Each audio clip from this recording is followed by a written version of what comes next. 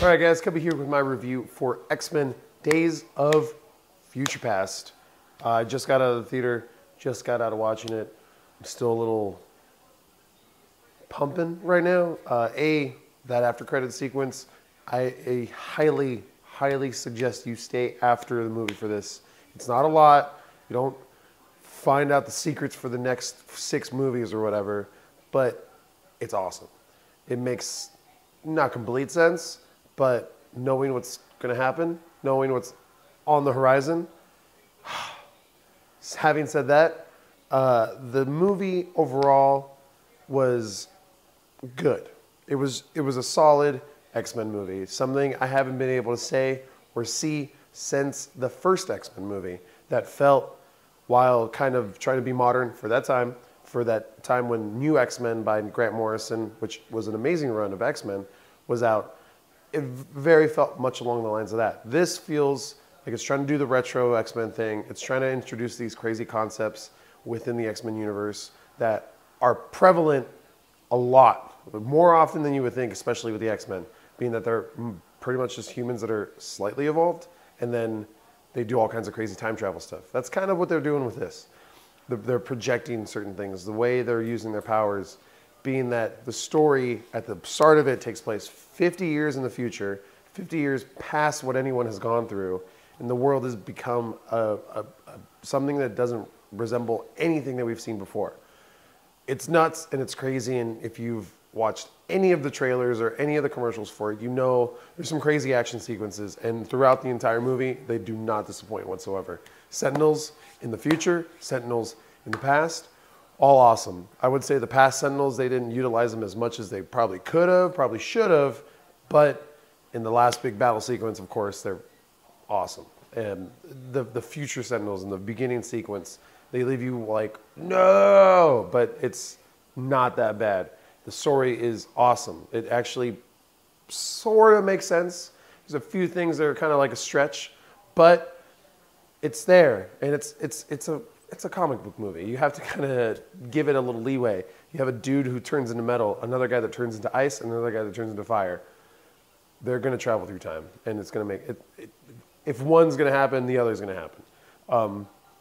Other than that, the story being what it was, highly polished, highly thought out, leading up to a lot of great things. It ends with a very open book. One of those things where it's a bunch of blank pages and you don't know what it is and you're just waiting for it to be filled out. I can't wait for the next one, just for the story to see where they go.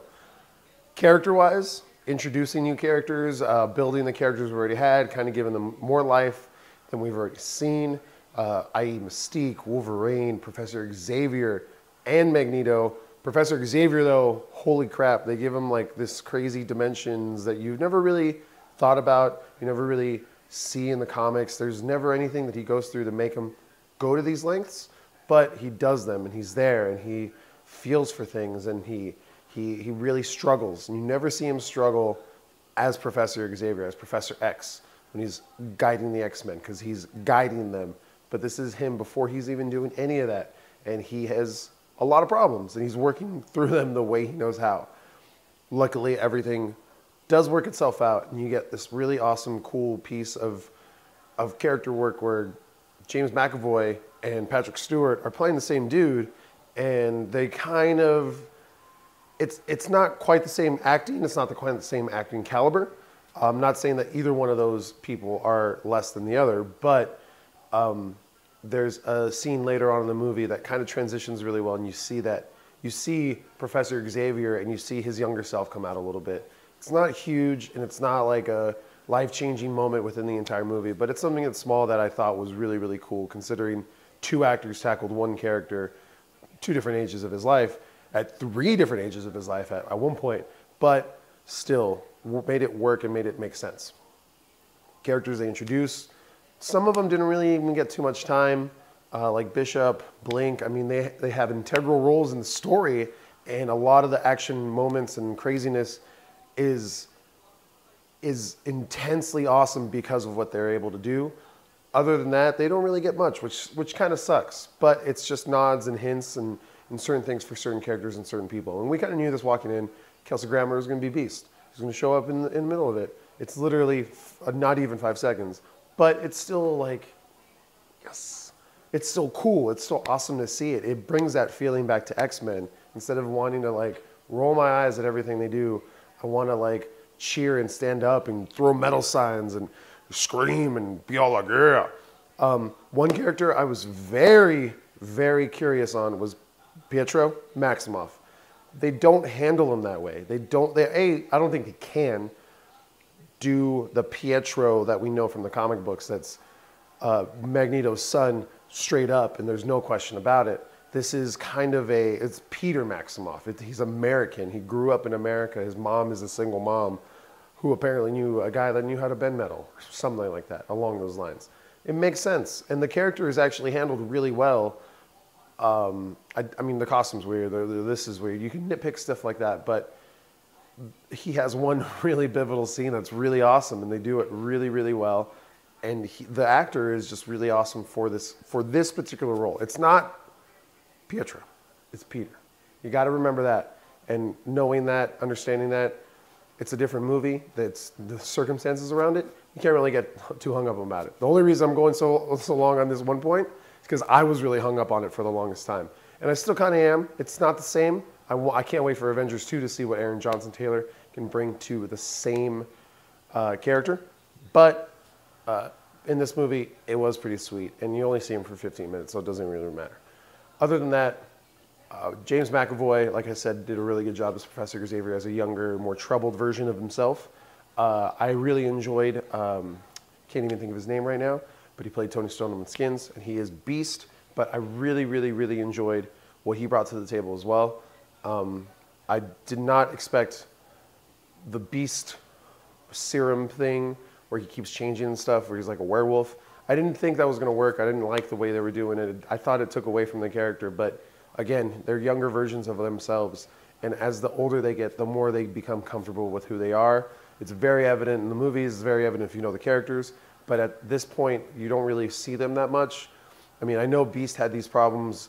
You know, they explored these problems within the character a long time ago, but he's since come to the conclusion that this is what I am. And he's even evolved further than that. So at first it sounded wrong, but when it's in play, it feels cool and it feels right. And Jennifer Lawrence as Mystique, I hated her before. Like, I did not like her. I didn't know what anyone had or what anyone was talking about when they said that she was awesome. Man, amazing. Amazing in this movie. Amazing as Mystique. Amazing as a troubled, crazy person who doesn't really know what she's doing. And when confronted with really insane situations, you don't know what she's going to do, which is awesome for that character because that's what she does. You really don't know. And Peter Dinklage is Bolivar Trask. Minor character, bad guy, yes. Minor character, kind of. He doesn't really come out too much. But the way he's handled, the way he's able to convey everything, I mean, it's so powerful. It's awesome. It's Peter Dinklage. It's a great actor doing a really good role, a really important role, but giving it a really good life and really good character. And that's one thing that I felt throughout this movie that they really, really handled well. The ending to it, though, in my opinion, was exactly what I wanted an X-Men movie to be. What I thought what I thought First Class was going to be, this is what it kind of was, where it just get the iron out and just figure everything out. So I'm not going to say too much after that. I don't want to give too much away. I want you guys to make your own opinions. I want you guys to come talk to me and let me know what you think because I really enjoyed this. I think this is where X-Men needs to be going. And I cannot wait to see what is in store for the X family. I mean, it's not Marvel Universe. It's not within the Marvel Cinematic Universe, which would be the best. But at this point, I feel it's in good hands. And whatever they do next, I'm all theirs. So I'm going to give it 5 out of 5 Nerd Skulls. You better be there Thursday night at midnight. If not, Friday or Saturday or Sunday is acceptable as well. But we need to talk about this next week for sure.